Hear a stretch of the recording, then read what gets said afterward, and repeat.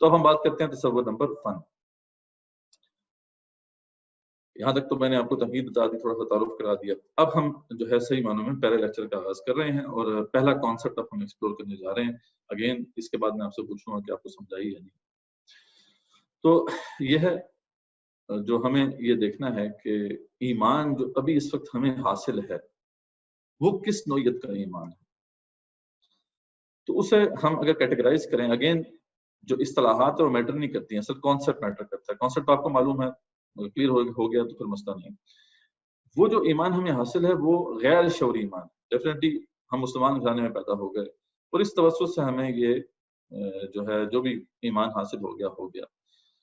غیر شعوری ایمان وہ ایمان ہوتا ہے جس میں صرف دل کی گواہی ہوتی ہے، عقل کی کوئی گواہی نہیں ہوتی. یعنی ہم سے کوئی پوچھتا ہے، اگر جنرلی اسپیکنگ، یعنی اگر آپ امت مسلمہ میں کسی سے یہ سوال کرتے ہیں کہ بھائی آپ جو مسلمان ہیں اس کی دلیل کیا آپ کے پاس، تو عام طور پر جواب اس کا کوئی نہیں ملتا آپ کو.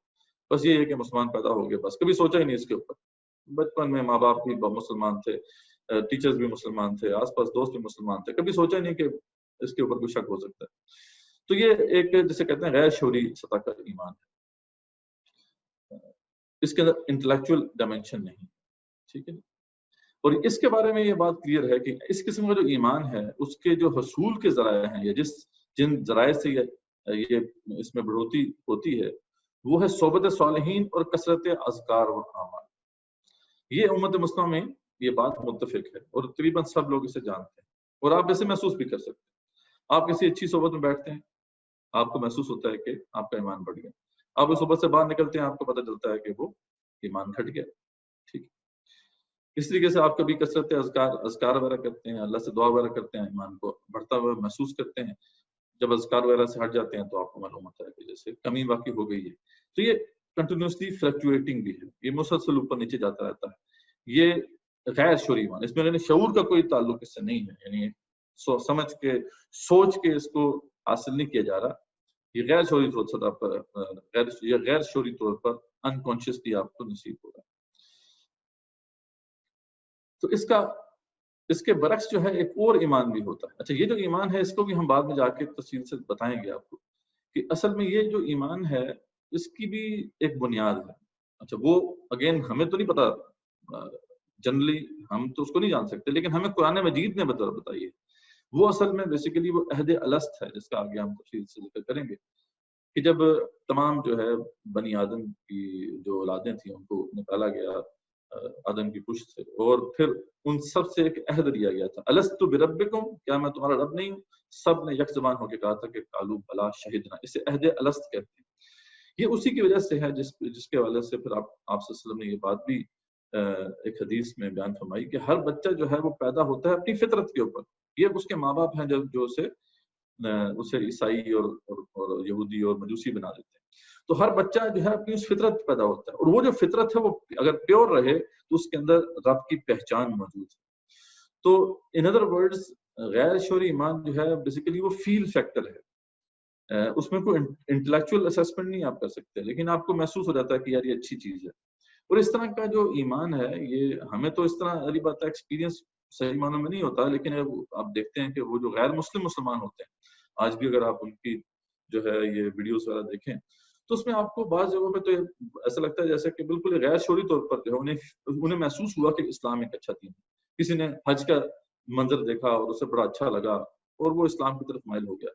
تو ایک فیل فیکٹر جو ہے یہ اسی وجہ سے ہے کہ وہ چاہے کافر ہی کیوں نہ ہو، آخرکار پیدا تو اپنی فطرت پر ہی ہوا تھا. ہاں، اس کا ماحول جو ہے اس کے والدین ہیں اس فطرت کو مسخ کرتے ہیں، اس میں پھر جو ہے وہ جو احساس ہے وہ کم سے کم تر ہوتا جاتا ہے اور وہ ختم بھی ہو جاتا ہے کسی حد تک. لیکن یہ ہے کہ بعض جو کفار بھی ہوتے ہیں، غیر مسلم بھی ہوتے ہیں، ان کی فطرت کے اندر کچھ نہ کچھ اگر جو ہے وہ رمق باقی ہے اس خیر کی، تو وہ ایک فیل کر لیتے ہیں جیسے کہ یہ اچھی چیز ہے، یہ بہتر چیز ہے. تو یہ جو غیر شعوری ایمان ہے یہ فیل فیکٹر، آپ کو فیل ہو جاتا ہے. انفارچونیٹلی آج جس جو دور میں ہم بس رہے ہیں، جس طرح کا یہ ماحول ہے، بالکل گاڈ لیس ایک تہذیب ہے جو ہمارے اوپر جو ہے وہ غالب ہے، اس کے نیچے رہتے ہوئے ہمارے اندر سے یہ جو فیل فیکٹر ہے یہ بالکل ختم ہو گیا ہے. اب ہم فیل نہیں کر پاتے، اتنا آسان نہیں ہے اس کو فیل کر لینا کہ یار یہ اسلام بالکل سچ ہے सच्चा दीन है, दिल की यानी दिल के अंदर से आपको गवाही मिल जाए सही मानों में, उसकी वजह यही है कि जो करप्शन वाक़ई हो चुकी है हमारी फितरतों में। तो इसके बरक्स एक और ईमान भी है, और जिसे कुरान मजीद ने बहुत सराहा है, और सही मानों में आप देखें तो अल्लाह ताला की तरफ से जो मुतालबा है वो शौरी ईमान है। ये ईमान वो होता है जिसके अंदर कल की गवाही तो होती ही है, कल की गवाही को आप खत्म नहीं कर सकते, लेकिन उसके साथ-साथ अकल की गवाही भी है। तो वो ये है जो उसमें जो सोच समझ के आपको आ सकता है, तफक्कुर करना पड़ता है, ठीक है? इस हवाले से फिर इंशाल्लाह हम बात आगे मज़ीद खोलेंगे इसको कि कैसे इंटेलेक्चुअल डोमेन में जो है हम अपने आप को सैटिस्फाई कर सकते हैं, और ये बहुत ज़रूरी है आज के दौर में। एनीवेज़ जो लेवल ऑफ ईमान है हमारे दिल में, वही बेसिकली ट्रांसलेट होता है हमारे अमल, जैसा कि हम पहले बात कर चुके हैं, और ये कोई रॉकेट साइंस नहीं है, हम सब इसे अच्छी तरह जानते हैं। अब गैर शूरी ज़रिए से जो ईमान हासिल अभी हो रहा है, उसका एक खास लेवल है, वो उससे ऊपर नहीं बढ़ सकता। ये अगर आपको देखें कि जो एरोज़ नज़र आ रही हैं, उसमें जो नीचे वाली एरो है, ये यहाँ से ऊपर बढ़ना, इसका अगर सिर्फ गैर शूरी ज़राए पर हम रिलाय करेंगे तो बढ़ना मुमकिन नहीं है। उसकी वजह उसकी कई वजूहात हैं। उसमें फॉर एग्जाम्पल सबसे बड़ी वजह तो ये है कि ना तो वो सोबतें रही, सोबत सालिहीन अगर इसका ज़रिया है, तो ना तो वो सोबतें रही हैं, ना ही हमारे पास वक़्त है। इंडस्ट्रियल रेवोल्यूशन के बाद हमारे औकात इतने सख्त कर दिए गए हैं, फिर बहुत सी डिस्ट्रैक्शंस हैं, मतलब हम जिसमें रह रहे हैं, जिस दुनिया में, वो उसमें इंतशार ज़हनी है, फ़िक्री इंतशार है, वगैरह-वगैरह बड़े रीज़न्स हैं। तो एक तो है कि वो सोबत या तो मुयस्सर है, अगर है भी तो हमारे पास वक़्त नहीं है। दूसरा, अगेन कसरत ज़िक्र व कसरत अमाल, अगेन उसके लिए भी वक़्त चाहिए, और वो बहुत कम हमारे पास मुयस्सर है। तो इसकी वजह से क्या है कि ये जो ईमान है, ये ख़ास हद से ऊपर नहीं जा सकता इससे। इल्ला ये कि आप बिल्कुल छोड़ दें इस दुनिया को और खानकाह में करार पकड़ें, वहाँ पे फिर आप इसको बढ़ा सकते हैं। तो एक डेफ़िसिट है जो आपको महसूस हो रहा है। देखिए, ये जो डेफ़िसिट है, अब इसको किसी तरीके से ब्रिज करना है हमें, ठीक है? तो इसको ब्रिज किया जा सकता है शऊरी ईमान हासिल करके, कि उसका जो इंटेलेक्चुअल पार्ट है, अगर उसको हम भी अगर हासिल कर लें, तो गैर शऊरी ईमान प्लस वो जो यानी वो जो दिल की गवाही पर मबनी जो ईमान है, उसको जब मिला दिया जाएगा अकल पर मबनी जो ईमान है उसके साथ, तो फिर वो जो कंप्लीट पैकेज होगा उसे शऊरी ईमान हम कहते हैं। और ये अगर हासिल हो जाए तो हम इसके लेवल को बढ़ा सकते हैं, और अगर ईमान के लेवल को हम बढ़ाने में कामयाब हो गए तो किरदार को भी हम बुलंद कर सकेंगे। यही मसला असल में इस दौर का है। किरदार का क्राइसिस इसीलिए है कि वो जो किरदार जनरेट करने वाली चीज है, यानी ईमान, वो एक खास सतह से ऊपर जा नहीं पा रहा, और हम एक उसके एक समझ लें कि जो सोर्स है, एक किस्म की सोर्स से तो इस्तेफादा कर रहे हैं, या उससे हमें आशनाई हासिल है, लेकिन दूसरी जो सोर्स है, वो जो इंटेलेक्चुअल डायमेंशन है, उससे हम इस्तेफादा हासिल नहीं कर पा रहे। उससे हमने अनटैप करना है, वो टैप हुआ है, यानी उसका जो नलका है वो बंद है, उसको खोलना, ताकि ये वाला जो सोर्स है वो भी खुले, और दोनों सोर्सेज मिलके हमें एक मुस्तहकम और बेहतर ईमान हासिल उसके जरिए से एक बेहतर ईमान हासिल हो सके। और इसके बारे में मैं जैसे मैंने आपको बताया, कुरान मजीद में बार-बार इसकी तरफ दावत दी गई है। सूरह आल इमरान में अल्लाह ताला ने इस सारे मामले को खोल के वाज़ेह फरमाया। अल्लाह फरमाते हैं, इन्न फी खल्क़िस समावाति वल अर्दि वख्तिलाफ़िल लैलि वन नहार। इन दो किस्म के दलाइल अल्लाह ताला ने बार-बार कहा है कि इस पे गौर करें। बेशक ज़मीन और आसमान की तख्लीक में और रात और दिन के आने जाने में लआयातिल लिउलिल अलबाब, सोचने वालों के लिए, समझने वालों के लिए निशानियां।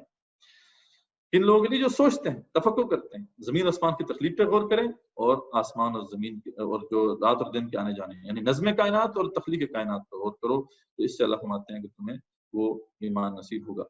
और जब वो ऐसा करते हैं तो उसके साथ साथ दूसरा भी मामला नहीं छोड़ते। अल्लज़ीना यज़कुरूनल्लाह क़ियामन व क़ुऊदन व अला जुनूबिहिम, तो अल्लाह को याद करते हैं खड़े और बैठे और पहलुओं के बल लेटे, जुनूबिहिम यतफक्करून फी खल्क़िस समावाति वल अर्द, और फिर तफक्कुर करते हैं आसमान और जमीन की तख्लीक में। तो कभी तफक्कुर, कभी तज़क्कुर, कभी अल्लाह के मज़ाहिर फितरत में गौर व फ़िक्र करते हैं, और कभी अल्लाह को याद करते हैं। तो ये दोनों चीजें जो हैं वो साथ-साथ अगर करेंगे तो फिर यह है कि वो ईमान नसीब होगा जिसका ज़िक्र इस आयत में आया है। और तो फौरन जो है जब इस कैफियत से वो इन कैफियत से वो गुजरे तो किस नतीजे तक पहुंचे कि रब्बना मा खलक़्ता हाज़ा बातिला, ऐ रब तूने कोई भी चीज बातिल पैदा नहीं की है, सुब्हानका फ़क़िना अज़ाबन नार, ऐ रब तू पाक है, बस हमें आग के अज़ाब से बचा ले।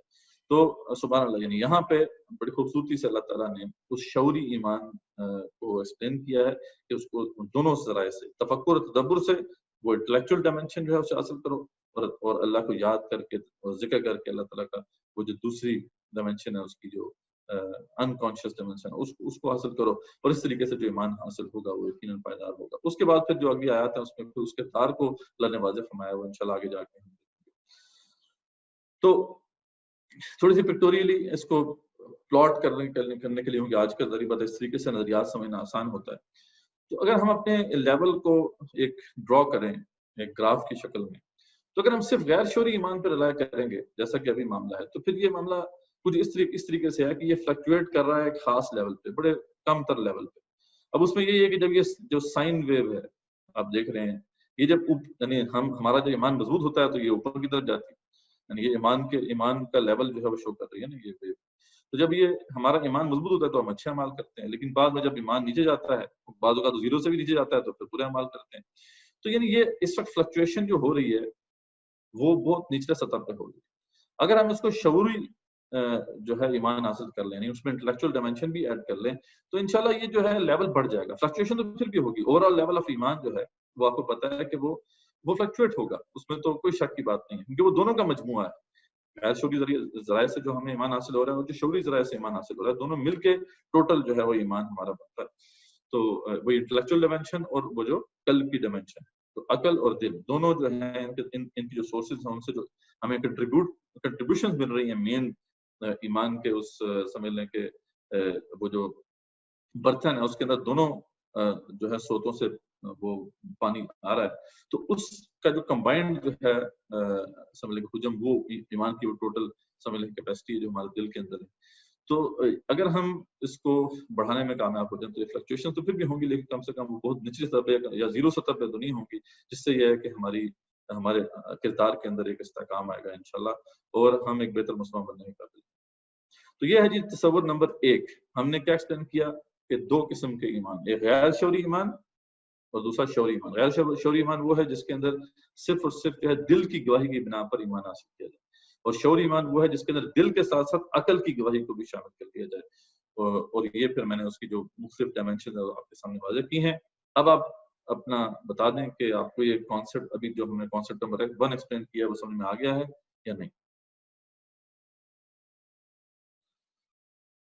جی کچھ مجھے الحمدللہ پازیٹیو فیڈ بیک مل رہا ہے، سارے لوگ جو بھی سن رہے ہیں وہ کائنڈلی کلک ضرور کریں یس یا نو پہ، تاکہ مجھے انپٹ مل سکے۔